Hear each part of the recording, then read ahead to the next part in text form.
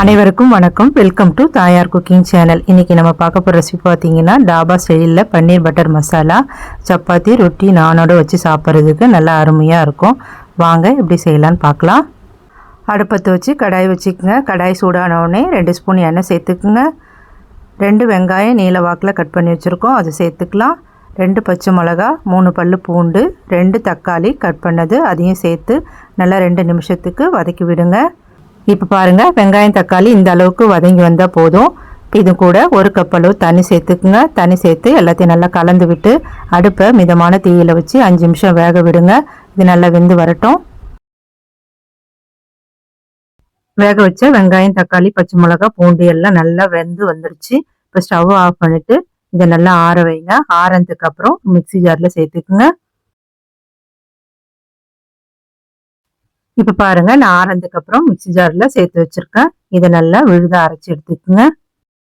பன்னீர் butter masala நல்லா கிரீமியாக ரிச்சாக இருக்கிறதுக்கு முந்திரி பருப்பு அரைச்சி சேர்ப்பாங்க. அதுக்கு நான் 15 முந்திரி பருப்பை சுடுதண்ணியில் அரை மணி நேரமாக ஊற வச்சு வச்சுருக்கேன்.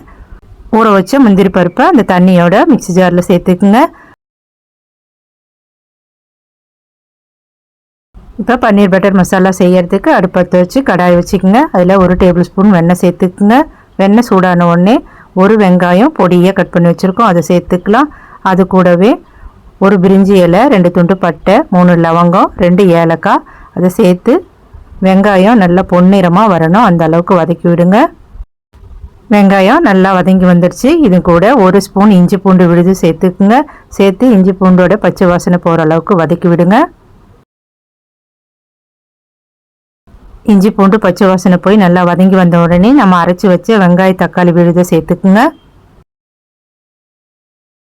இது நல்லா வதங்கி கெட்டியான பதத்துக்கு வரணும், அந்த அளவுக்கு வதக்குங்க.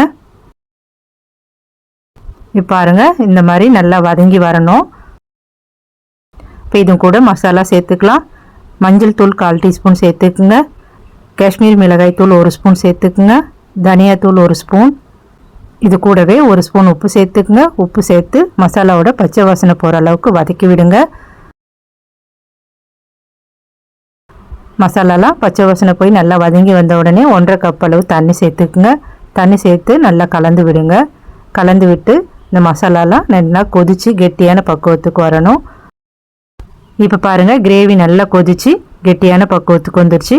நம்ம அரைச்சி வச்ச முந்திரி விழுது சேர்த்துக்குங்க. சேர்த்துட்டு நல்லா கலந்து விட்டு 3 நிமிஷம் கொதிக்க விடுங்க.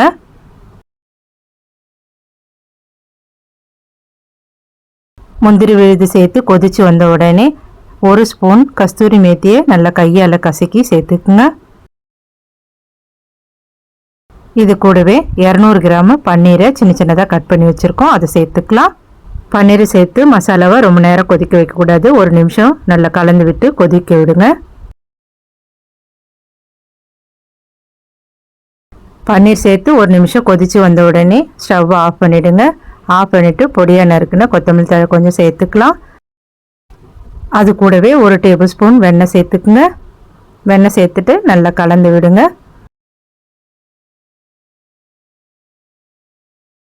அவ்வளோதான், நல்ல அருமையான பன்னீர் பட்டர் மசாலா ரெடி ஆகிடுது. நீங்களும் மிஸ் பண்ணாமல் செஞ்சு பாருங்கள். இந்த வீடியோ பிடிச்சிருந்தா லைக் பண்ணுங்கள், ஃப்ரெண்ட்ஸ் அண்ட் ஃபேமிலிக்கு ஷேர் பண்ணுங்கள். மறக்காமல் நம்ம தாயார் குக்கிங் சேனலை சப்ஸ்கிரைப் பண்ணி சப்போர்ட் பண்ணுங்கள். நன்றி, வணக்கம்.